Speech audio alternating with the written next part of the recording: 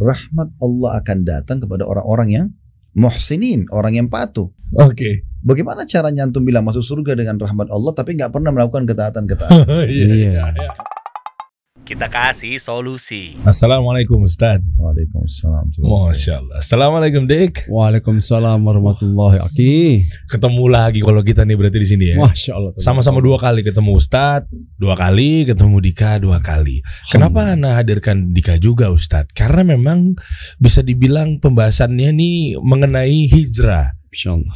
Iya, Ana juga sama lah sampai detik ini juga masih belajar Ustaz. Cuma kan yang lagi disoroti kan ikhwan kita yang satu ini nih Ustaz nih. Ya, jangan sampai dia malah jadinya kesono lagi. Kan? Insya Allah mudah-mudahan kalau Dika mau kuat. Tapi ini untuk bukan yang lainnya Ustaz. Hijrah, setelah hijrah tuh mau ngapain? Apa sih sebenarnya?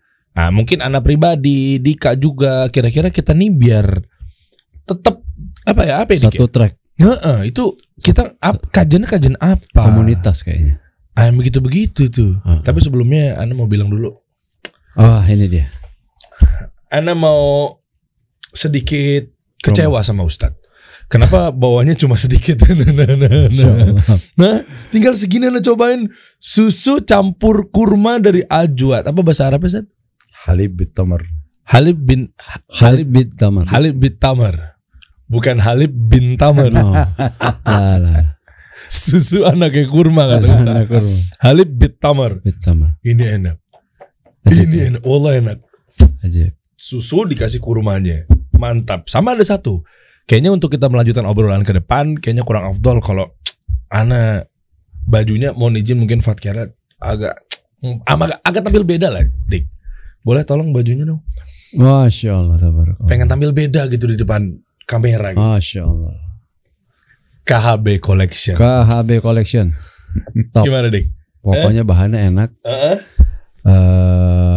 Fashion. Oke. Dipakainya juga nyaman. Oke. Dipakai buat ibadah juga keren. Pokoknya lebih khusyuk. Insya Allah. Masya Allah. Tabarakallah. Lihat ya. Wah. Gimana? Lebih good looking. Serius? Jadi sebelumnya gak good looking ya? Udah, cuma lebih nambah 20%. Oh gitu. 20% doang. Kan 80 tadinya. Oh gitu. Oh, jadi 100 kan. Oh berarti ini pelengkap menyempurna. Alhamdulillah. Insyaallah. Tabarakallah. Anda pakai buat podcast. Syukron jazakallah khair Ustaz. Backgroundnya sama kan? Oh iya. Allah. Ustaz emang paling tahu kalau Anda suka warna biru. Boleh Ustaz, kita lanjut ngobrol nih Ustaz nih. Udah rapi? Agak tabrak-tabrakan ya, mohon maaf ya teman-teman. Nggak mungkin saya buka baju dalamnya juga di sini gitu ya. Ada satu kancing lagi di atas. Oh ada satu kancing lagi? Ada satu lagi. Oh ini? Berarti antum harus bukain dalamnya. Iya harus buka dalam, tapi lama lagi ntar. Segini Ustaz? Oh gitu. Segini. Dapat nggak nih Ustaz? Dapat nggak? Aldan tolong dong di kamera. Boleh lihat saya di sini? Boleh tolong di kameranya nih. Wah, Masya Allah nih. Gue takut kena aing liat diri gue sendiri. Masya Allah, tabarakallah. Masya Allah. Oke, kita mulai. Ya. Bagaimana Ustadz? Hayakallah Ustadz, barakallah fiik. Lanjut yang kedua bareng sama Dika di sini. Fenomenal hijrah. Apa sih yang harus dilakukan ketika orang-orang hijrah, ninggalin sesuatu yang memang berat gitu kan, tapi mau gak mau harus dijalanin karena Allah. Itu kadang goyang-goyang Ustadz. Nggak total langsung begitu, atau mungkin yang kedua malah jadinya kenceng. Ada juga fenomenal hijrah tuh jadinya kenceng Ustaz. Sama orang tua jadinya pengalaman circle Ana tiba-tiba lukisan-lukisan diturunin di rumahnya. Tiba-tiba nggak mau mah, aku harus cabut dari pekerjaan ini mah karena memang haram. Wah, dan lain sebagainya. Apa yang harus kami lakukan Ustaz, terutama buat anak pribadi juga tetap belajar. Fadhil Ustaz, barakallahu fiik. Baik, alhamdulillah. Wassalatu wassalamu ala Rasulillah. Yang pertama sekali sebenarnya yang harus difahami, kalau kita buat timbangan ya, ada ibadah, ada maksiat. Gitu. Kalau kita jadikannya sebagai timbangan, kapan dia berimbang antara ibadah sama dosa? Misalnya orang sholat tapi dia masih berzina, misalnya, ini berimbang. Maka kedua-duanya tidak ada kenikmatannya. Kedua-duanya tidak ada kenikmatan. Jadi sholatnya nggak bisa khusyuk, zinanya pun terganggu itu. Karena kalau dia coba sholat dia pakai baju koko, kemudian orang lihat dia ke masjid, malamnya dilihat mabuk atau berzina, orang jadi sorotin kan, loh kok sholat tapi gitu. Iya. Jadi ini nggak bisa ketemu. Padahal sebenarnya dua-duanya punya kenikmatan. Ibadah itu punya kenikmatan, dosa itu punya kenikmatan. Memang begitu. Terbukti kalau dosa itu tidak ada kenikmatan, orang tidak akan lakukan. Tapi dia ada kenikmatan. Cuman dua kenikmatan ini tidak bisa bersatu. Kalau dia masih berimbang seperti ini, maka ini tidak enak, ini tidak enak. Oh iya. Kalau dosanya lebih tinggi, misalnya lebih banyak dosa, dia ibadah tapi sedikit. Maka ini dosanya mulai dia nikmatin, tapi ibadah sudah tambah hilang gitu. Makin malas, makin tidak mau segala macam. Nah sekarang kita balik. Kalau timbangan dosanya turun, ibadahnya naik nih. Nanti makin naik, ini makin turun, maka makin terasa, mulai terasa ada kayaknya sayang nih kalau nggak sholat malam, kayaknya sayang nih kalau nggak ngaji, zikirnya lewat nih, gitu. Nah walaupun ada dosanya, tapi sudah, kalau dia sudah redam ini, terus ini naik, maka akan terasa lebih nikmat ini. Yang lebih luar biasa kalau ini dikunci, dosanya ditutup lagi, ditutup sama sekali, kemudian ibadah terus berjalan. Yang wajib-wajib aja, dia naik terus. Nanti makin naik, maka makin terasa kenikmatan ibadah itu. Oh iya lagi. Nah ini tidak bisa ketemu. Contoh misal, kalau ada orang komitmen untuk azan sholat, contoh, dia sudah hijrah, pokoknya setiap azan saya mau ke masjid. Maka kalau dia nikmatin itu, kenikmatan lawannya, yaitu meninggalkan sholat, hilang. Ya. Sebaliknya, kalau dia nikmatin meninggalkan sholat, kenikmatan sholatnya hilang. Yang sholat ini bilang, kok itu nggak sholat sih? Karena dia sudah nikmatin sholat. Dia aneh melihat orang tidak sholat. Kalau sebaliknya, orang yang tidak sholat lagi nikmatin, dia enjoy aja, pokoknya nggak sholat. Malah dia heran, kok orang itu sholat terus sih? Nah, ini kan nggak bisa ketemu. Tapi masing-masing punya kenikmatan. Contoh yang lain, di sini muslimah berhijab. Dia udah tutup auratnya, udah syar'i gitu. Dia nikmatin sekali. Maka dia akan kehilangan kenikmatan maksiatnya, yaitu buka aurat. Itu akan hilang. Nah, nanti di sini dia akan lihat, kok itu orang gak tutup aurat sih? Apa nggak takut dosa? Nah, karena dia sudah nikmatin ini. Sebaliknya kalau ini yang naik, ini yang dinikmatin, misalnya dia nikmatin benar, dia terbuka pakaiannya, ya segala macam, dia dia betul-betul 100% lah di situ. Dia benar-benar pakaian yang terbuka, dia bahkan menjadi foto modelnya segala macam, maka kenikmatan tutup aurat kan hilang. Dia akan merasa, itu orang kok nggak panas ya pakai jilbab, nah gitu. Subhanallah. Ya emang begitu fitrahnya. Jadi nggak bisa ketemu ini sebenarnya. Oleh karena itu orang kalau mau hijrah, memang dia harus benar-benar totalitas. Totalitas dalam arti kata dia fokus di ibadahnya, walaupun dia cuma memulai hal yang wajib saja. Kemudian dia tinggalkan dosanya, dan dia memang harus menutup ini. Dan dalam hal mengerjakan ibadah dan meninggalkan dosa harus dipaksakan. Paksakan ibadah, paksakan tinggalkan dosa, baru bisa. Nah, batasannya di mana Ustadz? Dalam artian paksakannya itu kalau memang hati kecilnya masih nggak ikhlas. Tak paksakan tuh gini, dia jadikan sebagai jadwal hidup dia. Program hidup, misalnya mulai sekarang saya akan sholat 5 waktu on time. Jadwal. Mulailah dia melakukan itu. Besok sudah mulai komitmennya subuh, duhur, asar, maghrib, isya. Mungkin awalnya dia harus pakai alarm dulu. Dia suruh terus tekuni dulu tentang keutamaan sholat berjamaah, sholat 5 waktu misalnya. Lama-lama nanti akan seperti bola salju dia. Akan menjadi sebuah pola hidup yang tidak enak kalau udah gak dikerjakan. Nah, itu poin akan ada. Jadi memang total dulu aja nyemplung, hati dilawan ya, syaiton apa segala macam itu. Sebenarnya sih contoh kasusnya sama dengan orang yang kemaksiatan, orang yang belum hijrah misalnya. Dia saat totalitas di situ, misalnya totalitas dalam mabuk, dia nggak peduli orang mau bilang apa, dia mau mabuk tertidur di pinggir jalan, dia totalitas, dia akan nikmatin itu kan. Nah, seperti itu dalam ibadah sebenarnya. Dia harus totalitas memang. Dan ini dia memaksakan diri walaupun mau namanya rusak, mau apa, dia nggak peduli yang orang buat dosa. Itu juga orang kalau menjadi orang baik ini. Dan kita banyak terkurung di masalah lisan orang. Padahal lisan orang itu cuma sepanjang lidahnya. Kamu hebat ya, atau kamu jelek ya, apa masalahnya sama kita? Dosa betul perkataan orang. Selama yang saya lakukan kebaikan, ya udah, saya akan dapat hasilnya. Kalau buat keburukan ya dia akan dapat resikonya gitu. Ya. Nangkep analoginya Ustadz Khalid, masya Allah ya. Sesuai konten. Iya betul. Nah gini Dik, sebenarnya ke ente ini apa yang dirasakan ketika nanti mungkin mumpung ada Ustadz ya bisa tanyakan juga ya. Pengen tahu sih sebenarnya fenomenal ketika ente ngaji, hijrah, mungkin nggak tahu lah cemoohan atau mungkin kefuturan atau mungkin pengen balik lagi, naudzubillah apa segala macam. Apa yang lo rasain sekarang apa? Gini, Ana ngerasa satu perubahan yang memang Ana nggak bisa ngejelasin gitu ya. Maksudnya ngejelasin ke orang-orang terdekat tertentu karena takutnya dipikir asing kan. Maksudnya dipikir agak aneh gitu. Oke. Tapi Ana pegang apa yang Ustadz pernah sampaikan bahwa kita harus punya komunitas. Walaupun ya agak sedikit bingung untuk membentuk komunitas dalam kondisi sekarang saat ini kan. Jadi kadang-kadang Ana suka beliau ada live kajian, Ana suka ada datang gitu, Ustadz kaget gitu kadang-kadang datang gitu. Ya, Ana cuma butuh cas iman aja, butuh untuk membuat hati supaya connect terus, bahwa iman terus terjaga, kolbu terus terhijab, itu aja insya Allah. Futur gitu, manusia pasti futur ya Sat ya?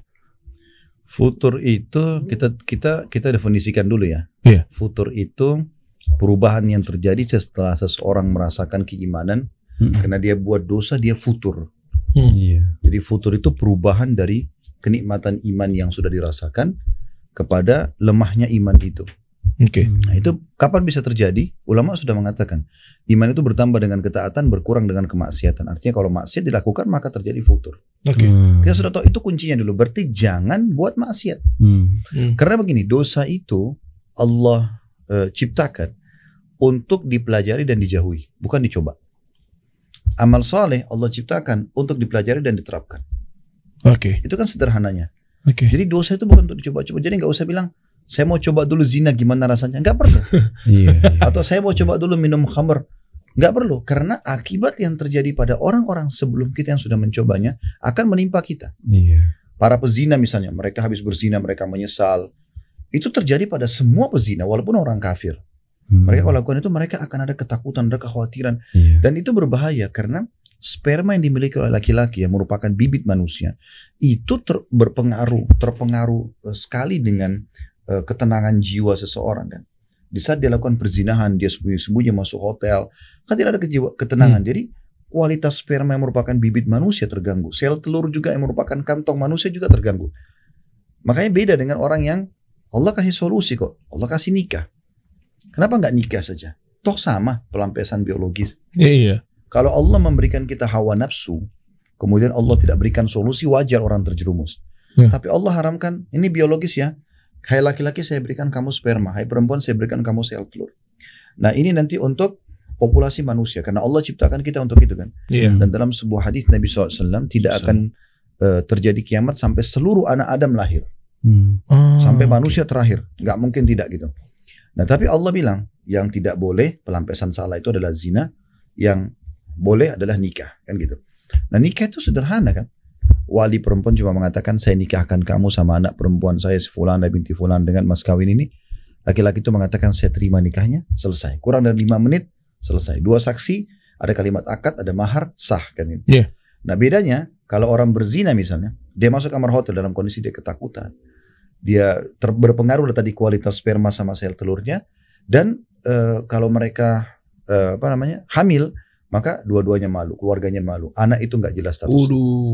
Sekarang kalau orang angkat nikah nih, selesai akad nikah, semua keluarganya tahu. Pada saat mereka masuk kamar malam pertama mereka akan biologis, tapi beda kan, dua-duanya senang, sehingga kualitas sperma yang akan jadi bibit manusia dan sel telur juga akan bagus. Biologisnya. Selain itu juga dalam Islam berpahala biologis yang halal. Kalau hamil dua-duanya gembira, keluarganya senang, anak yang lahir jelas statusnya. Lalu kenapa enggak ini? Kenapa harus ini? Iya. Sama pada saat Allah haramkan babi, enggak boleh makan babi. Ini adalah Allah ciptakan babi, ini bentuknya, ini bahasa Indonesianya, bahasa Arabnya, bahasa Inggrisnya ada semua nih. Jangan disentuh ya, jangan dimakan. Tapi Allah kan berikan kita potensi ingin makan daging. Nah Allah kasih solusinya. Semua selain ini misalnya sapi, kambing, ayam, kelinci, hewan di air, semua halal kan? Lalu kenapa harus ini gitu? Padahal Allah kasih solusi. Allah haramkan khamr, jangan khamr. Allah ganti susu, madu, sirup, jamu. Kenapa harus ini gitu? Ini Allah datangkan cuma sebagai ujian saja. Jadi dosa itu untuk dipelajari dan dijauhi, bukan dicoba. Wah, keren. Sementara amal soleh itu untuk dipelajari dan diterapkan. Oke, jangan dicoba tuh deh. Jangan dicoba. Hati-hati tuh. Ngetes keimanan dan lain-lainnya. Gak perlu. Karena gini, ibaratnya orang kalau buat dosa itu seperti orang ada di pinggir jurang nih, di atas gunung. Dia mau coba, nih saya coba kaki saya jatuh nggak sih?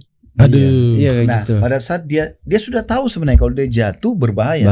Tapi dia bilang, gak apa-apa deh saya coba. Nah, pada saat dia coba, dia jatuh ke bawah. Susah naiknya.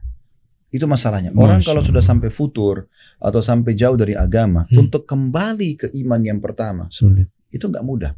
Contoh misal, antum dulu sadar karena mendengarkan sebuah ceramah berhubungan dengan masalah neraka. Terus antum sadar nih, antum hijrah.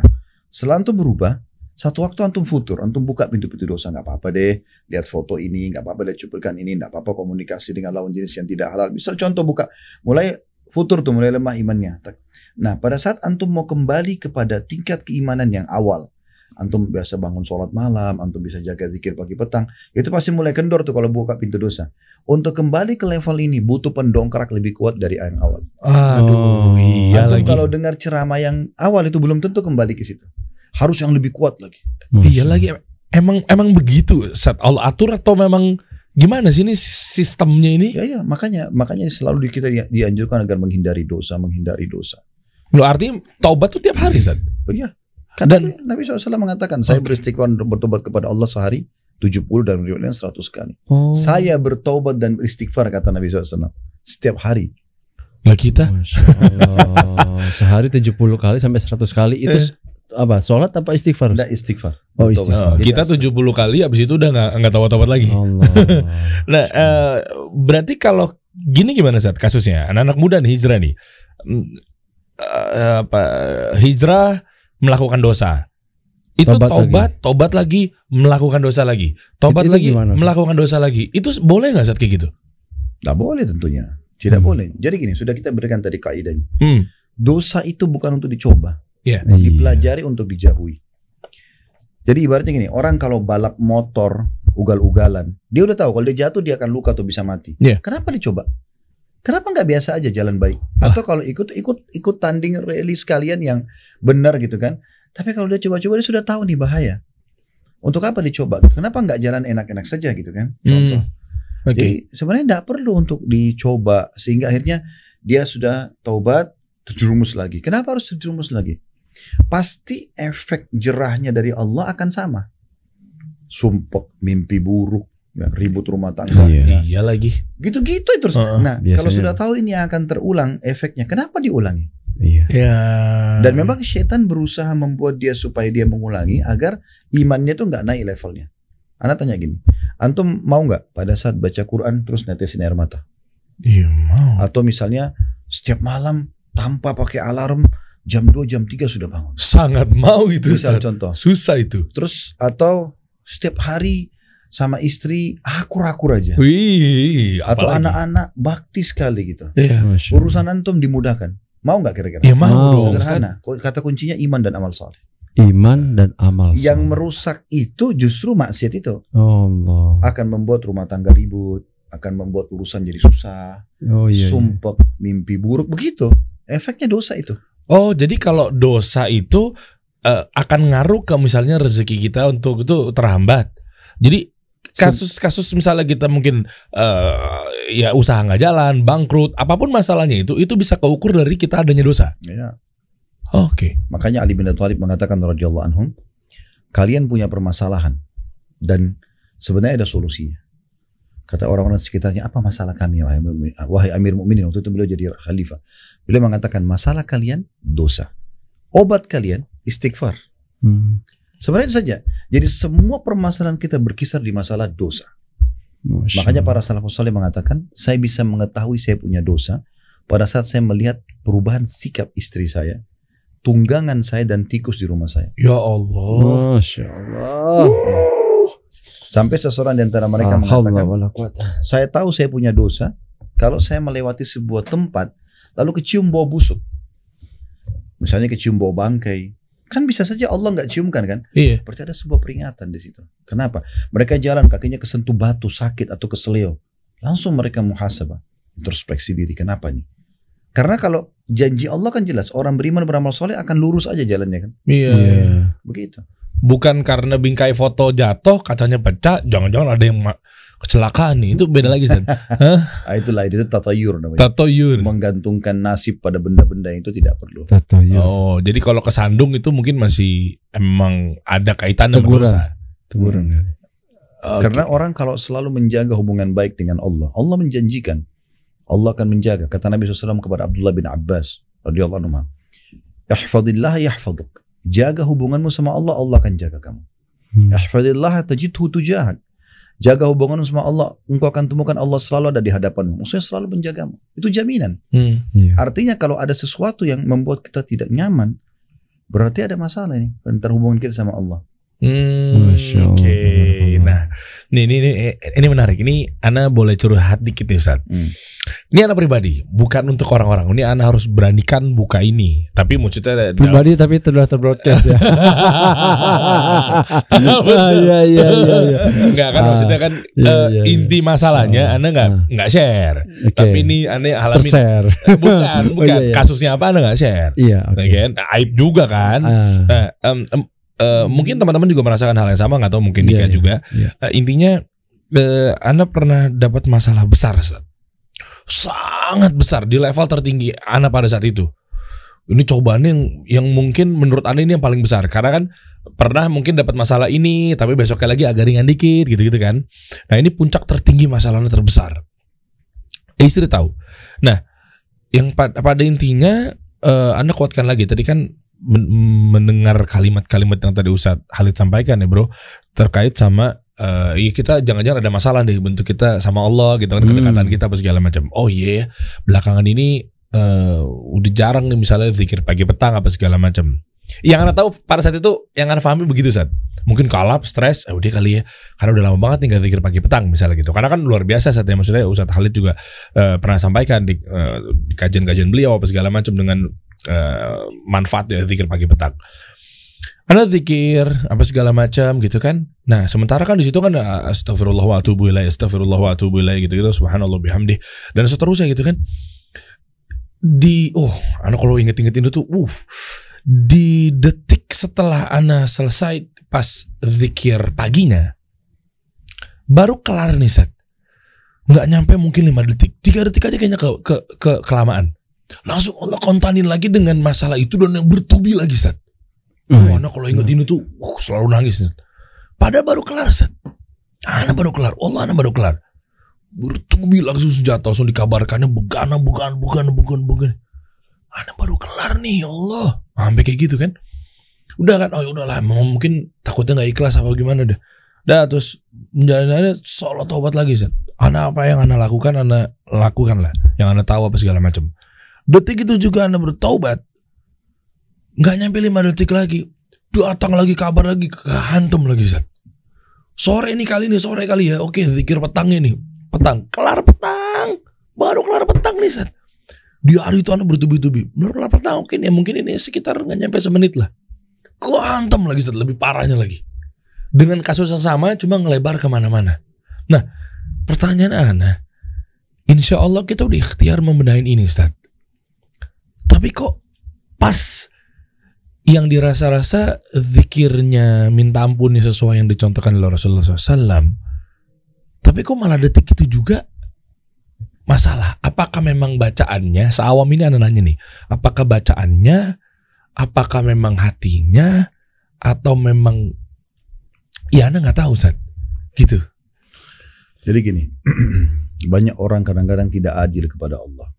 Maksudnya, misal contoh, dalam 1 tahun 365 hari dia sehat. Tahun depannya Allah uji dia dengan flu 1 minggu. Flu 1 minggu ini sudah seperti Allah sangat jahat sama dia, tanda kutip. Oh iya. Padahal sebenarnya kalau mau bicara adil, 365 hari sehat, 365 hari sakit dong. Iya. Tapi kan Allah tidak begitu.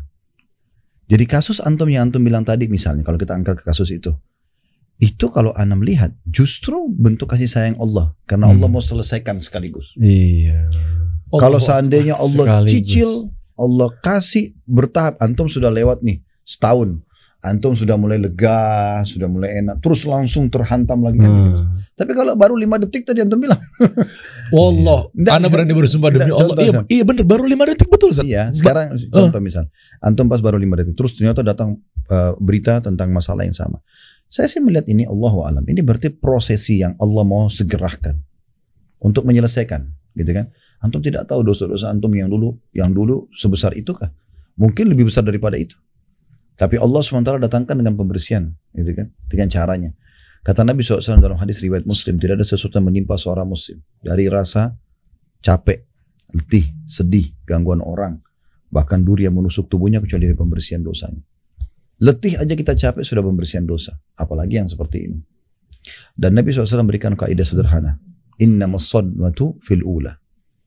Pukulan yang paling berat dalam cobaan itu pada yang pertama. Jadi sebenarnya kalau antum sudah bisa pada saat datang musibah, innalillahi wa inna rajiun. Terus antum jadikan bahan introspeksi diri, antum nikmati prosesnya. Dia lama-lama jadi mengendor itu. Hari kedua, hari ketiga, hari keempat, lama-lama jadi ada solusi sendiri. Persis dik, gue merinding. Yang mana nih? Yang dijelasin oleh Ustadz. Begitu persis. Jadi Allah sama kasih persis. benar-benar bongkar. Setelah itu, tapi Afwan ya. tapi sakit banget saat begitu udah kayak cobrat bertubi-tubi itu sakit. Atau bayangkan sekarang kalau seandainya Allah tidak buka di dunia lalu Allah buka antum di akhirat, masih mending di dunia biar selesai. Insyaallah. Yang tahu antum siapa? Orang sekitar antum. Kadang-kadang kita manusia terlalu membesar-besarkan permasalahan. Hiperbole ya. Iya. Pernah ada ketemu dengan seorang ikhwah, dia punya kasus nasional dulu.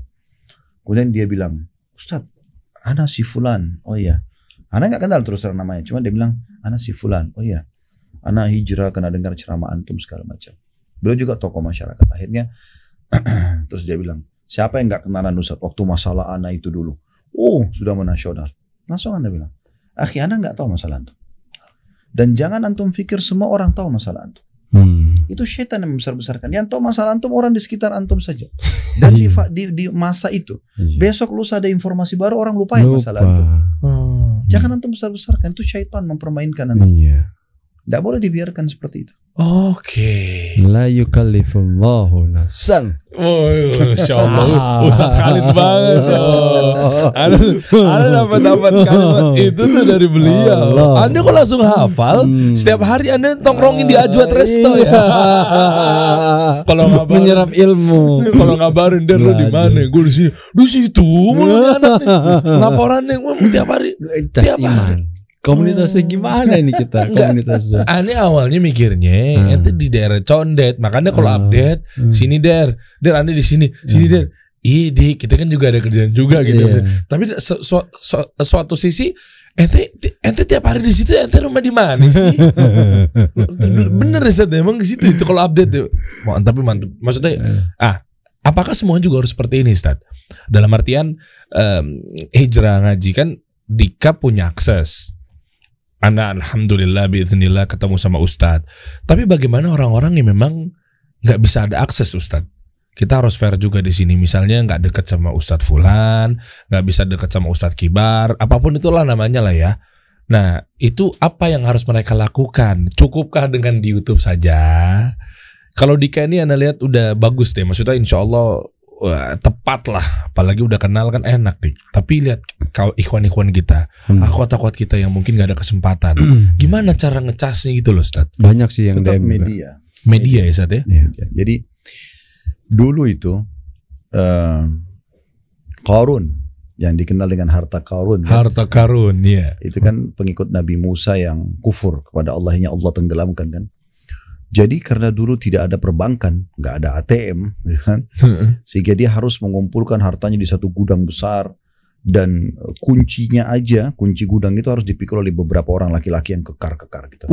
Saking besarnya harta, makanya semua harta yang terpendam Indonesia juga mengatakan harta karun. Kan? Iya. Itu dari situ tuh. Karena dia si Qarun ini.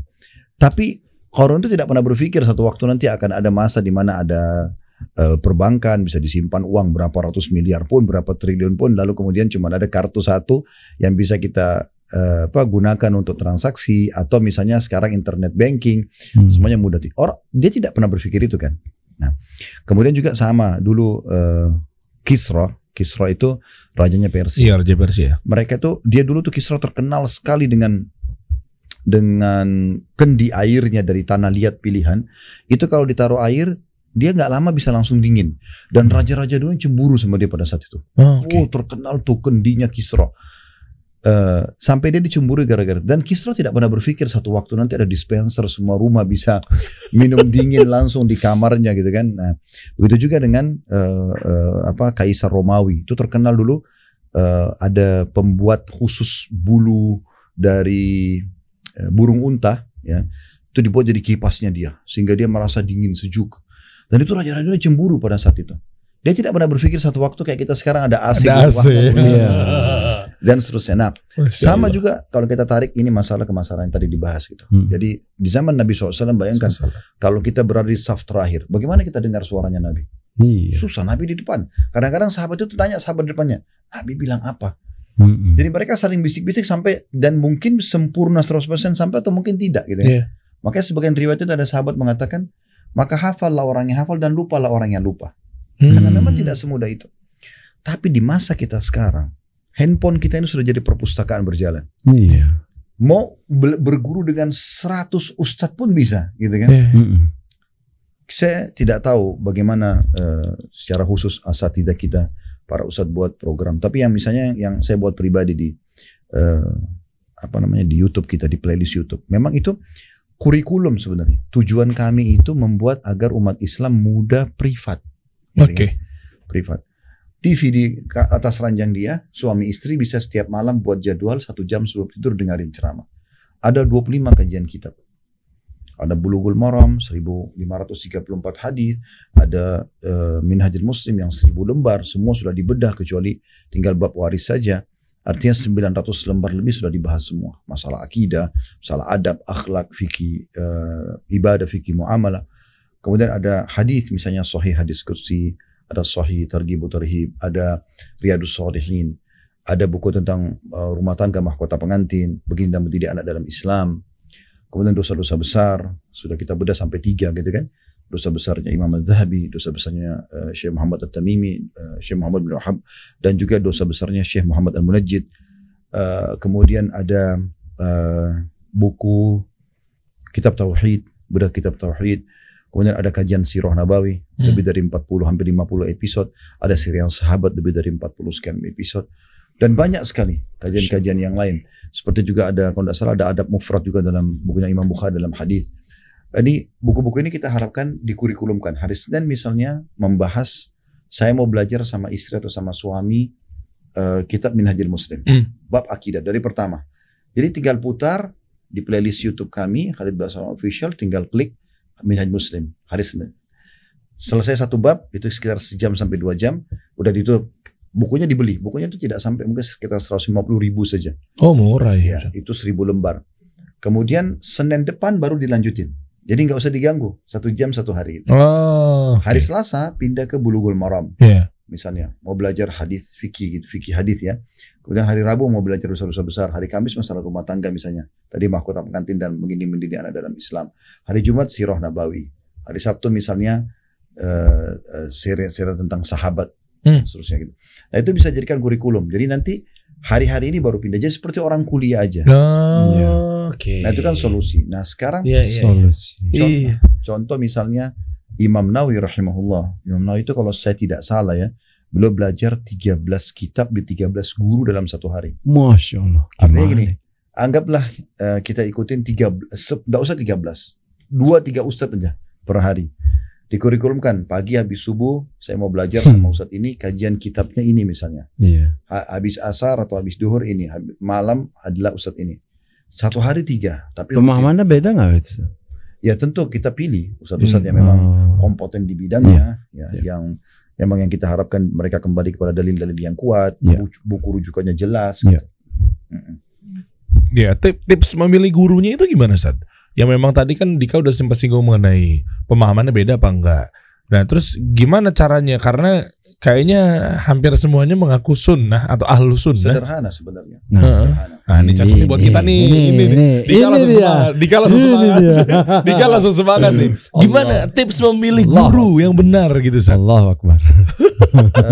Seneng banget nih. Sebenarnya sih kalau Allahu a'lam ini dari kami ya.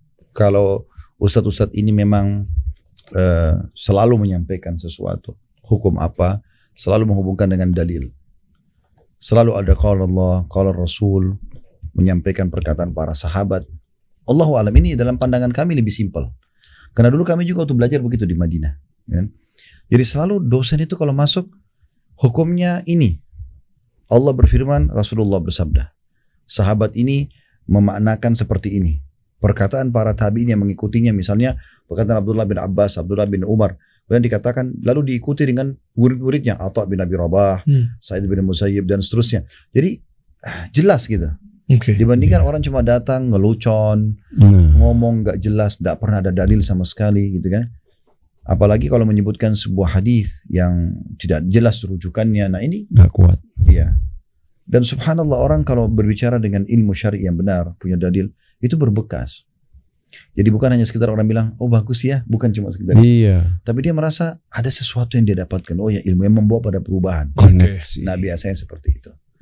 Dan juga di level ini pun ada berbeda-beda dari para ustadz-ustadz kita. Jadi ustadz-ustadz yang praktisi di lapangan, itu efeknya, efek dakwah mereka itu besar sekali. Misal contoh, dia mengatakan, ayo sholat malam, dia baca segala macam keutamaan sholat malam, bagaimana sikap para salafus saleh dari sahabat, dari tabi'in, tabi'in, orang-orang saleh sebelum kita yang sholat malam, tapi dia sendiri tidak melakukan.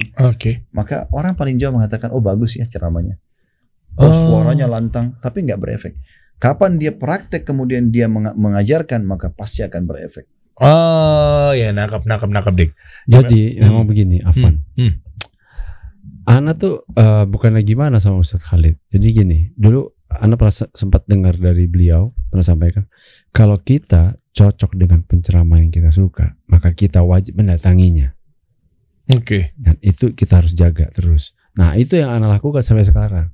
Jadi bukan berarti Ana kok bisa ada terus sama Ustadz Khalid, enggak. Tapi karena Ana selalu belajar untuk supaya apa? Cas iman Ana supaya tetap terjaga. Karena iman itu kan harus dijaga. Kalau kita sholat sendiri terus kan kadang-kadang ada aja gangguan. Kan gitu. Selalu kita kan manusia tempat salah dosa dan banyak kesalahan Ustaz ya. Selalu ada gangguan A, B, C. Kalau nggak dicas begini nggak susah. Jadi Anda harus kejar terus Ustaz di mana lagi live Anda datang. Gitu. Cas iman aja padahal. Kalau cuma soal jamaah doang. Tapi perlu saya tambahkan. Saya terus terang di depan Andika. Saya tidak pernah suruh Andika datang secara khusus loh. Enggak. Saya tidak pernah bilang sama Puan, antum datang ke Ana ya belajar dari Ana. Enggak, sama sekali enggak. Tapi kalau ada yang datang, ahlan wa sahlan, selamat datang gitu. Tinggal ada acara live kita, kalau kebetulan cukup di studio mereka bisa duduk dengar atau bertamu, ngobrol-ngobrol, bertanya, konsultasi pas lagi waktu lowong, oke. Tapi secara pribadi kita mengatakan, ayo belajar sama Ana datang. Enggak ada paksaan. Dan tidak ada maslahat urusan dunia sama sekali. Tidak ada. Kita nggak ada urusan kerjaan. Tidak ada. Karena dia hanya sekedar datang. Terus mengatakan bahwasanya tersentuh dengan ceramah. Selamat datang. Alhamdulillah. Orang mau bertobat, kenapa nggak kita sambut gitu? Itu kuncinya, betul Ustaz. Nah terus gimana, Dik? Kira-kira mungkin menyiasatinya, ya mungkin nanti Ustadz juga bisa tambahkan apa sih yang memang kajian-kajian yang kitab apa, atau mungkin yang mana dulu, atau mungkin gimana Ustadz? Orang-orang hijrah tuh awalnya mulai dari mana sih? Apa langsung belajar tauhid? Kan katanya begitu kan. Misalnya, pertama gini, Ana sukanya apa? Beliau selalu menyampaikan di konten tuh masalah menceritakan para sahabat dan Rasul yang selama ini kita udah lama nggak pernah dengar. Nah, ini kan sirahnya ya. Apakah memang yang hijrah itu harus sirah dulu, Ustaz? Nah, itu coba. Atau dari mana kami memulainya? Nah, ini nih. Sederhana sebenarnya. Kembali kepada ada seseorang dulu di zaman Nabi SAW. Orang ini belum masuk Islam dalam riwayat sahih. Dia datang ke masjid, Nabi SAW lagi muttaki. Muttaki itu meletakkan siku di tanah, kakinya ngelonjor gitu, lagi duduk santai. Kayak yang gini-gini. Iya, dengan para sahabat, itu namanya ittika. Mulai lagi muttaki. Lalu datang orang ini mengatakan, siapa di antara kalian Muhammad? Dia nggak tahu Nabi Muhammad ini sallallahu alaihi wasallam. Kan nggak ada foto, nggak ada apa zaman dulu kan. Terus Nabi SAW mengatakan, saya. Terus dia mengatakan, saya ingin bertanya, apakah Allah mengutus siapa yang menciptakan langit? Siapa yang mendirikan langit ini? Kata Nabi SAW, Allah. Lalu orang itu mengatakan, siapa yang menghamparkan bumi? Kata Nabi SAW, Allah. Ini Nabi masih muttaki ya, masih santai tadi. Terus dia mengatakan lagi, siapa yang menancapkan gunung-gunung? Kata Nabi SAW, Allah. Lalu orang ini mengucapkan kata-kata yang membuat Nabi SAW lagi santai tadi langsung duduk gitu. Karena seriusnya. Jawabannya sama. Kata dia, saya bertanya kepadamu, hai Muhammad, atas nama Allah yang meninggikan langit, yang menghamparkan bumi, yang menancapkan gunung-gunung. Apakah Allah mengutusmu kepada kami? Maka Nabi lagi duduk, lagi santai, langsung duduk. Dan ini luar biasa seriusnya. Bersumpah atas nama Allah yang meninggikan langit, menghamparkan bumi, dan menancapkan gunung-gunung. Maka kata Nabi SAW, iya. Dengan tenang menjawab, iya, memang saya diutus gitu. Lalu orang itu mengatakan lagi, saya ingin bertanya kepadamu atas nama Allah yang meninggikan langit, menghamparkan bumi, menancapkan gunung-gunung. Apakah Allah memerintahkan kepadamu untuk menyampaikan kepada kami agar sholat 5 waktu sehari semalam? Kata Nabi SAW, iya. Baik, orang itu tanya lagi. Saya bertanya kepadamu atas nama Allah yang meninggikan langit, menghamparkan bumi, menancapkan gunung-gunung. Apakah Allah memerintahkan engkau untuk menyampaikan kepada orang kaya kami, mengeluarkan harta mereka zakat, diberikan kepada orang miskin kami? Kata Nabi SAW, ya. Dia bilang lagi, saya bertanya lagi, hai Muhammad, atas nama Allah yang meninggikan langit, menghamparkan bumi, menancapkan gunung-gunung. Apakah Allah memerintahkan kepadamu untuk menyampaikan kepada kami agar kami puasa Ramadan sebulan penuh dalam 1 tahun? Kata Nabi SAW, ya. Saya tanya lagi, hai Muhammad, atas nama Allah yang meninggikan langit, menghamparkan bumi, menancapkan gunung-gunung. Apakah Allah memerintahkan kepadamu untuk menyampaikan kepada kami agar kami haji ke rumah Allah sekali seumur hidup? Kata Nabi SAW, ya. Lalu dia mengatakan, kira-kira kalau saya kerjakan itu, saya dapat apa? Kata Nabi SAW, kau masuk surga. Orang itu langsung mengatakan, asyhadu an la ilaha illallah wa anna Muhammad Rasulullah. Dia syahadat. Subhanallah. Ya, terus langsung dia mengatakan, saya tidak akan menambah dan menguranginya ya Rasulullah. Lalu orang itu pergi. Jadi cuma rukun Islam saja. Oh, jadi dia nggak jalankan sunnah-sunnahnya juga? Tidak ada. Jadi yang dia tanya ini cuma rukun Islam saja. Rukun Islam. Oke. Basicnya. Dia syahadat tadi, lalu dia tanya, Allah perintahkan 5 waktu sholat? Iya. Zakat? Iya. Puasa Ramadan? Iya. Haji? Iya. Lalu dia mengatakan, saya dapat apa ya Rasulullah? Kau akan masuk surga kalau kau kerjakan. Orang itu sambil mau pergi dia mengatakan, saya tidak akan menambah dan mengurangi. Kata Nabi SAW waktu orang itu pergi, siapa yang mau lihat penghuni surga, lihat orang ini. Allahu Akbar. Jadi Islam itu simple. Mulai dari hal yang wajib saja. Sesimpel itu. Sholat 5 waktu. Itu aja, jaga. Azan, selesai. Gak ada aktivitas yang lain. Di awal waktu. Hayya ala sholat. Ayo mengerjakan sholat. Hayya ala falah. Menuju kepada kemenangan. Selesai semua aktivitas. Allah memanggil. Tinggalkan, kerjakan. 5-10 menit selesai aktivitas lagi. Kan gitu. Kita absensi kepada Allah kan. Kita 10 menit misalnya per sholat. Berarti 5 waktu sholat berarti cuma 50 menit. Kita masih punya 23 jam plus 10 menit. Bisa aktivitas yang lain. Begitu juga dengan zakat, setahun sekali. Dan bagi yang mampu lagi. Oh iya. Dan cuma 2,5% dari total harta untuk mensucikan harta itu sendiri. Puasa Ramadan yang akan kita lalui, akan kita dapat, insya Allah kita akan dapatkan beberapa hari lagi. Itu setahun sekali, dari 12 bulan, cuma 1 bulan saja. Iya. Jadi kita 11 bulan ini, kalau kita rasionalkan badan kita seperti robot, udah rusak nih. Kan minum dingin, minum panas, pedas, asin, kan semuanya. Kan rusak ini kalau robot. Iya. Jadi butuh servis. Nah Ramadan itu servisnya sebenarnya. Makanya orang kalau puasa Ramadan kadang-kadang cuma buka puasa dengan sedikit atau sahur sedikit cukup kok. Pas Idul Fitri silaturahim ke rumah keluarga, makan 1 piring ketupat kayak kenyang sekali kan. Iya. Karena udah diservis. Ibarat mobil tuh sudah diservis, diinjak gas sedikit sudah kencang. Gitu. Wah. Nah, itu fungsi Ramadan puasa. Haji juga sekali seumur hidup bagi yang mampu.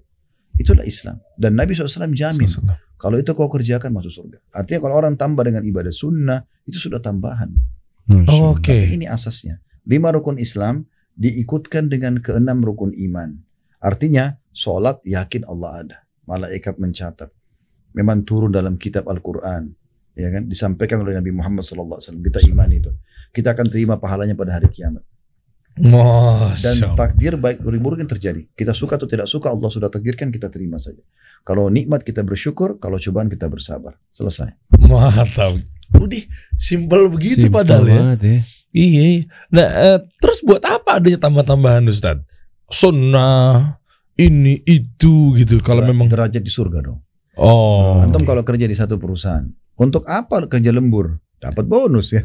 Iya. Jadi nanti di surga itu tentu beda antara orang yang cuma kerjakan yang wajib pas-pasan dengan orang yang mengerjakan sunnah-sunnah. Oke. Karena Nabi SAW mengatakan awal amal dihisab hari kiamat adalah sholat. Kalau dia baik maka akan membantu yang lain. Kalau dia buruk maka akan mengganggu yang lain. Jadi tolak ukurnya sholatnya gitu. Lalu kata Nabi SAW, kalau sholat wajibnya ada yang kurang, misalnya dia kurang khusyuk atau dia lupa wudu, ya, segala macam, maka Allah berkata kepada para malaikat, cari sholat-sholat sunnahnya. Kalau ditemukan maka dilengkapkan. Jadi sholat sunnah di sini membantu amal wajib supaya sempurna. Dan itu berlaku pada amal-amal yang lain. Maksudnya puasa sunnah membantu puasa Ramadan, sedekah membantu zakat, umrah membantu haji. Jadi fungsinya menambah derajat di surga dan juga melengkapi kalau ada ibadah wajib yang kurang. Oke. Tapi gini Ustaz, subhatnya gini, ngapain kita nambah-nambahin amal perbuatan, sunnah-sunnah dan lain-lainnya gitu kan, sampai ngotot apa segala macam. Toh kan masuk surga kan bukan karena amalan, tapi kan karena rahmat Allah. Ya udah. Rahmat Allah akan datang kepada orang-orang yang muhsinin, orang yang patuh. Oke. Bagaimana cara nyantum bilang masuk surga dengan rahmat Allah tapi nggak pernah melakukan ketaatan-ketaatan? Iya. Kan nggak mungkin. Langsung terbantah saudara-saudara. Hadapannya Ustadz. Niatnya mau menggocek, taunya kebantah langsung. Anak ingat ya, antum Ustadz bilang gini, Allah tuh apa? Basir, maha melihat. Sami maha mendengar. Apalagi satu lagi Alim maha mengetahui. Itu konten yang anak selalu ingat. Karena juga dulu awal-awal Ustaz Alim capek nggak rame. Iya, maksudnya ini Anda ngomongnya apa ya? Gini deh, banyak juga ngobrol-ngobrol. Ini kalau ngomong ke Dika mengenai Ustaz Khalid, bro, mungkin adalah beberapa Ustaz sunnah, Ustaz kibar gitu kan, itu sampai ngomong nih, bener nih, ini, masya Allah gitu kan. Bilangnya bahwa bagaimana dengan Ustaz Khalid? Anda kan nanya waktu awal-awal kan saat Anda dapat dari antum juga.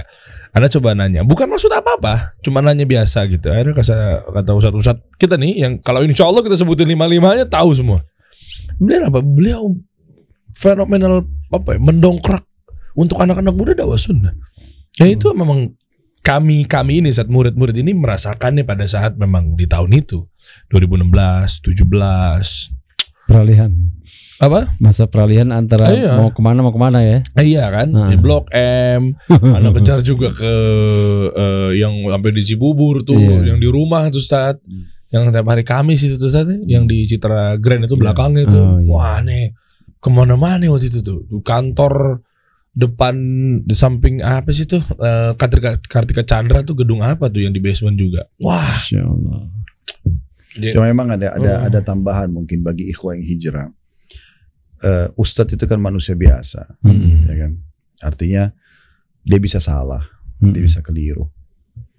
Para sahabat Nabi saja ridwanullah alaihim, itu ada di antara mereka yang berpendapat kemudian diluruskan oleh sahabat Nabi yang lain, kan gitu. Karena yang saya lihat ini, Anda secara pribadi ini setelah berhijrah kemudian mulai belajar lebih dalam, nah itu syaitan masuk di situ tuh. Membuat dia membanding-bandingkan di antara ustadz. Nah itu yang salah. Ustadz ini sama ustadz ini nih. Nah terus kemudian kalau dia cenderung dengan ustadz A misalnya, yang ustadz B tadinya tempat dia belajar, dia tinggalin, kemudian mulailah dicari kesalahannya ustadz B. Ini akhi dan ukhti. Tidak boleh sebenarnya, karena manusia bisa salah. Dan kita tidak boleh melupakan jasa orang yang pernah berbuat baik sama kita. Kata Umar radhiyallahu anhu, saya akan terus mengenang kebaikan siapapun seumur hidup saya yang telah mengingatkan satu kesalahan saya, satu kekurangan saya. Umar bin Khattab mengatakan saya akan mengenang kebaikan orang yang mengingatkan satu kesalahan saya seumur hidup. Ali bin Abi Thalib mengatakan radhiyallahu anhu, saya akan siap mengabdi seumur hidup saya bagi orang yang mengajarkan kepada saya satu huruf, bukan satu kata. Artinya kita harus bisa membalas jasa orang dengan baik. Karena banyak di antara ikhwah kita begitu. Setelah mereka hijrah, mereka sudah mulai belajar, terus tiba-tiba mulai mencari-cari ini kira-kira kesalahannya ustadz ini apa, terus dihardiklah ustadz tersebut kan gitu. Padahal sebenarnya manusia biasa, mungkin dia bisa salah, mungkin dia ada kekurangan, ya kan? Makanya saya sering bahasakan kepada teman-teman ikhwah sekalian, kita sama-sama sedang belajar dan terus kita belajar. Kalau Allah SWT mudahkan kita berbicara satu sama yang lain dan akhirnya tersentuh secara keimanan, Allah SWT menginginkan itu. Tapi bukan berarti kita sudah sempurna. Kita terus belajar dan terus belajar, terus memperbaiki. Yang tidak boleh itu kalau orang berbuat salah, kemudian dia ngotot dengan kesalahannya, itu lain. Tapi kalau orang berbuat salah, kemudian dia ngakui sebagai sebuah kesalahan, dia coba perbaikin, bukan berarti kita harus menjatuhkannya. Nah ini juga fenomena yang harus diperbaiki di tengah-tengah ikhwah. Karena ada di antara mereka setelah hijrah begitu. Akhirnya sibuk, dia sudah tanpa dia sadari dia menggibah ustadz yang ini, dia menggibah ustadz yang itu gitu kan. Seakan-akan dia tidak berbuat dosa. Padahal sebenarnya itu tetap dosa. Membicarakan sesuatu yang salah. Menggibahkan. Ya. Membandingkan dan menggibahkan ujungnya. Iya. Ya mudah-mudahan nih kawan kita pada cerdas lah. Makin kesini apa segala macam. Kalau untuk masalah tadi kan hal-hal yang wajib saja apa segala macam. Kalau untuk ininya Sat, metode belajarnya Sat, mungkin kitabnya atau mungkin fokusnya kemana, itu tetap diawali dengan apa dulu nih Sat? Sebenarnya akidah dulu tetap. Sebenarnya tadi kembali kepada dua itu ya, rukun Islam dan rukun iman. Bukunya apapun ya tergantung, karena ada buku-buku yang klasik dan ada yang modern kan gitu. Nah biasanya kalau buku-buku klasik itu lebih banyak belum diterjemahkan. Tapi kalau buku-buku modern mereka sudah menarik dari yang klasik kemudian sudah disyarah, dipenjelaskan lebih jauh gitu kan. Nah itu mungkin lebih bagus. Seperti misalnya bukunya Imam Nawawi rahimahullah Riyadhus Shalihin, kumpulan hadis-hadis pilihan untuk beramal saleh. Nah sekarang sudah banyak muncul syarah-syarahnya, penjelasan-penjelasannya. Nah kita bisa memilih buku-buku yang sudah punya syarah supaya lebih mudah gitu. Oh ternyata hadis ini jangan secara letterlet difahami. Ada pendapat-pendapat ulama di sini, kita sudah bisa faham. Ya gitu. Dan mulai dari situ saja, kayak misalnya 2 kalimat syahadat, mulailah mengenal Allah Subhanahu wa taala yang biasa dikatakan akidah, tauhid. Asyhadu an la ilaha illallah, itu apa konsekuensinya? Tidak ada Tuhan yang berhak disembah kecuali Allah. Bagaimana kita memahami itu? Sampai kami adakan beberapa kali tema khusus itu. Seperti kenalilah Tuhanmu kau akan bahagia. Saudaraku inilah pondasi agamamu, kan? Bicara masalah keyakinan. Kemudian juga saudaraku ini adalah rahasia rezekimu. Kemudian indahnya menjalin hubungan dengan Sang Pencipta. Ini semua untuk memunculkan, mempertajam tauhid kita kepada Allah. Di saat memang Allah tidak kelihatan gitu. Gimana caranya? Nah kita buatkan ceramah-ceramah ini. Kemudian wa anna Muhammad Rasulullah, kita ada kajian sirah nabawi, ya kan? Itu kan permulaan semuanya, 2 kalimat syahadat. Jadi kita tahu Nabi Muhammad SAW itu manusia biasa sebelum jadi nabi, prosesi setelah jadi nabi, gitu kan, sampai akhirnya meninggal dunia seperti apa. Kemudian masuk ke sholat, 5 waktu sholat, yang wajib aja dulu. Gerakannya, bacaannya, waktunya, hal-hal yang membatal, mana wajibnya dan hal-hal yang membatalkannya. Masuk ke zakat, tinggal dipelajari syarat zakat itu apa.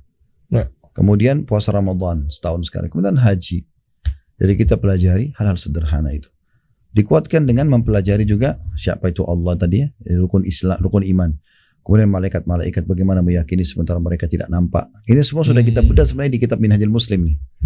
Di awal-awal babnya, bab akidah sudah kita bahas. Di situ ada 4 bab, ada 4 pasal. Syekh Abu Bakar Jazair rahimahullah menjelaskan tentang bagaimana mengenal Allah yang tidak nampak.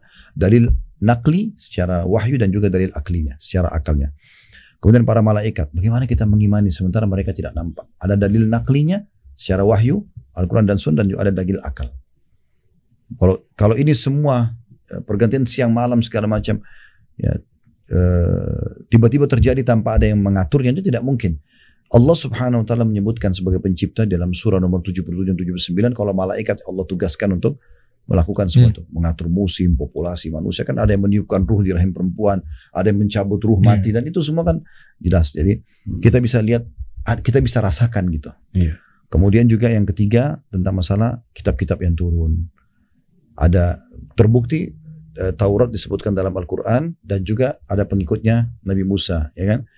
Injil, kemudian Al-Quran. Kemudian para nabi-nabi dari 120 sekian ribu nabi ada 33 rasul. Bedanya kalau nabi itu yang Allah utus tanpa membawa syariat baru, sementara rasul Allah utus membawa syariat baru. Makanya rasul lebih sedikit. 120 ribu sekian nabi, diantaranya 313 rasul. Yang wajib kita imani 25 nabi dan rasul. 25. Nah tinggal 25 ini saja kita baca sejarah-sejarahnya. Kalau antum lagi malas baca buku kisah Al-Anbiya yang tebal-tebal, antum baca bukunya anak-anak aja. Banyak kan? Buku-buku sekarang terbit itu buku-buku komik mereka yang kisah-kisah nabi. Nah itu bisa dibaca. Itu sudah cukup sebenarnya mewakili sambil bacain anak-anak. Ngarep juga orang tuanya. Kemudian hari kiamat, ya, seperti apa tanda-tanda hari kiamat? Tanda-tanda kiamat kecil, tanda-tanda kiamat besar. Gitu kan? Terus apa yang terjadi nanti di alam barzah, di mahsyar, sampai surga dan neraka. Ini semua sudah tuntas kita bahas sebenarnya. Di playlist YouTube semuanya ada. Ya, di kitab Minhajul Muslim ada. Kemudian juga ada buku yang pernah kami bedah tuh, Rasulullah SAW cerita tentang surga dan neraka. 30 sekian pasal tentang surga, 30 sekian pasal tentang neraka. Kemudian masalah takdir itu juga dibahas panjang lebar. Bagaimana kita mengimani takdir, menerima keputusan-keputusan Allah. Sebagaimana juga kalau kita masuk di perusahaan, kita menerima keputusan pemilik perusahaan. Iya. Begitulah kurang lebih. Oke. Masya Allah. Luar biasa ya. Iya, sebenarnya masih banyak pertanyaan nih. Intinya kayak tadi kan Ustadz juga sempat menyinggung masalah Nabi. Kenapa Nabi Musa paling banyak disebut di Al-Quran gitu, Ustadz? Itu alasannya apa, Ustadz? Itu hikmah Allah. Hikmah Allah. Allah lebih tahu. Allah. Bagaimana Allah memilih dari para manusia semua ada nabi-nabi. Kalau antum bertanya begitu, maka kita akan bertanya, kenapa Allah cuma pilih ini saja? Kenapa enggak ada nabi dari Indonesia misalnya? Atau dari itu hikmah Allah SWT. Dari kalangan malaikat Allah memilih Jibril, Mikail sebagai pemimpin. Dari hari-hari Allah pilih hari Jumat. Bulan-bulan Allah pilih Ramadan misalnya. Lokasi tanah Allah pilih Mekah sama Madinah. Kalau kita pakai kenapa kepada keputusan Allah, ini jadi banyak nih. Panjang. Itu menggunakan keimanan. Ya. Iman sama logika nggak masuk ya, Ustaz? Nggak, logika itu akal tuh digunakan untuk ya memahami syariat, bukan memahami syariat. Ya, makanya Syekh Sulaiman Ar-Ruhaili pernah memberikan sebuah kaidah sederhana dan menurut Anas itu menarik sekali. Beliau mengatakan kita punya tingkatan-tingkatan dalam diri kita. Pertama perasaan dulu. Kita punya perasaan suka, perasaan tidak suka dan segala macam. Nah, ini perasaan setiap kali muncul hadapkan ke akal. Nanti akal akan mengontrol perasaan itu. Jangan dibalik. Betul. Nah, akal ini dihadapkan ke syariat. Syariat akan memberikan solusinya. Jangan dibalik. Kalau kita paksakan akal, syariat harus ikut dengan akal, maka akalnya siapa yang jadi tolak ukur? Iya ya. Memang kasih solusi. Luar biasa. Benar. Siapa yang menjadi tolak ukur ya? Nah, ini kalau ngomongin tolak ukur juga ada lagi nih, Sati. Gini, ada jargon tentang ini masih fenomena anak-anak muda yang hijrah, Ustaz. Khawatir karena apa? Dengan adanya kasih solusi di sini kan ada Ustaz Khalid Basalama, bisa untuk apa ya, membentengi lah, ngejagain lah. Soalnya gini, ada anak-anak muda yang hijrah terus ketemu sama mungkin yang dirasa nggak tahu, mungkin dia tokoh agama apa segala macam, begitu mendengar statement narasi yang berkata kenapa sih kan kembali kepada Quran dan Sunnah, terus tiba-tiba anak muda itu mungkin kena lagi gitu kan, lah emang kita kenapa harus kembali, kan kita emangnya bukan muslim gitu ya, memang ya beragama ya udah ya Al-Quran Sunnah ya udah, kenapa kita harus kembali? Emang tadinya kita bukan Islam gitu? Akhirnya syubhat lagi tuh muncul, Ustaz. Karena banyak orang di tengah-tengah kehidupan manusia ini atau kaum muslimin, mereka beribadah bukan sesuai dengan Al-Quran dan Sunnah, maunya sendiri gitu.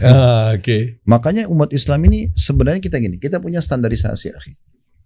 Semua yang haram dalam Islam haram di seluruh wilayah muka bumi ini, kan gitu.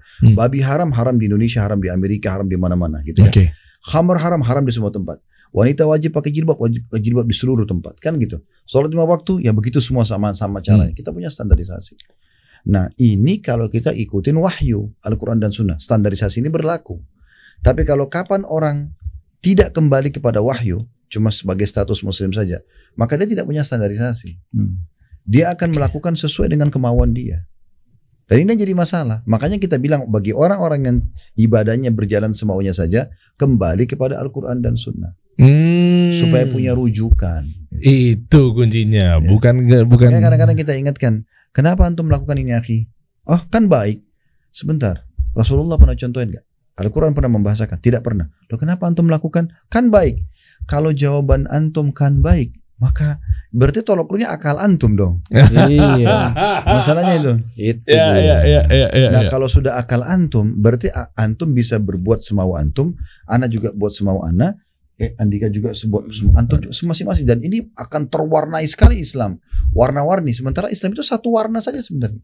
Islam nggak pernah berubah. Yang berubah adalah individu yang mengaku Muslim tapi tidak kembali kepada Sunnah, Al-Quran dan Sunnah. Mantap.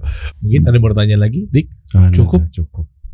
Ustadz mungkin ada yang mau sampaikan lagi, Ustadz? Terkait mungkin obrolan kita ini, mungkin nasihati Ana, nasihati Dika, sama-sama lah. Terus sama orang-orang atau mungkin anak-anak muda yang nonton sekarang. Pokoknya gini, sekali lagi saya bahasakan, ibadah itu punya kenikmatan. Dan hanya akan dirasakan kalau kita serius, fokus ya. Kita jos di situ ya. Jos, betul. Ya. Gas itu. Ya, di situ betul-betul kita full. Di situ baru kita bisa rasakan kenikmatan itu. Jadi fenomena yang antum merasakan pada saat mulai hijrah, tersentuh hatinya, ingat Allah, takut kepada Allah, atau pernah meneteskan air mata, itu kenikmatannya mahal. Jangan dihilangkan begitu saja. Pernah di Bandung selesai tablik akbar di Masjid Trans waktu itu, Masya Allah mungkin yang hadir bisa 7.000 orang mungkin sampai pelataran-pelataran atau lebih dari itu sepertinya. Yang jelas selesai semua sudah bubar karena kami tunggu dulu, jamaah terlalu banyak, tunggu sampai selesai bubar semua. Rupanya ada satu ikhwah kita masih muda, umur 21 tahun. Dia tunggu di bawah tangga gitu. Anak turun dari tangga sampai ke bawah. Begitu tiba di bawah, setiap ke kanan dia ikutin, ke kiri diikutin sama dia, kayak ditahan gitu. Terus saya tanya, kenapa akhi? Terus dia menghadap kanan, dia bilang, Ustaz bisa anak peluk? Oh bisa, Umlah. Tentu laki-laki nih ya. Iya. Gitu. Terus langsung, ya silakan dia peluk. Begitu peluk itu dia nangis terisak-isak. Kenapa akhi? Tenangkan diri. Dia bilang gitu.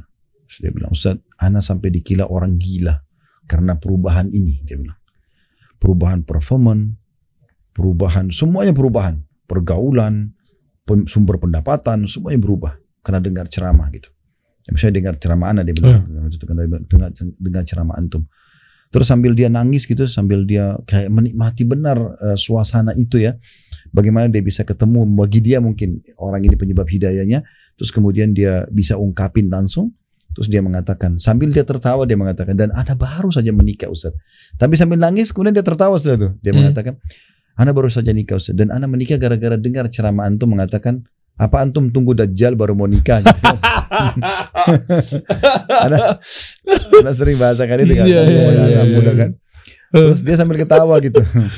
Nah, di sini poinnya sebenarnya, apa yang dirasakan oleh anak muda ini sampai dia bisa meneteskan air mata, dia bisa mengubah performanya. Ini mahal. Ini Allah yang kasih dia seperti itu. Jangan dihilangkan. Jangan lagi kembali membuka pergaulan dengan lawan jenis yang haram ya.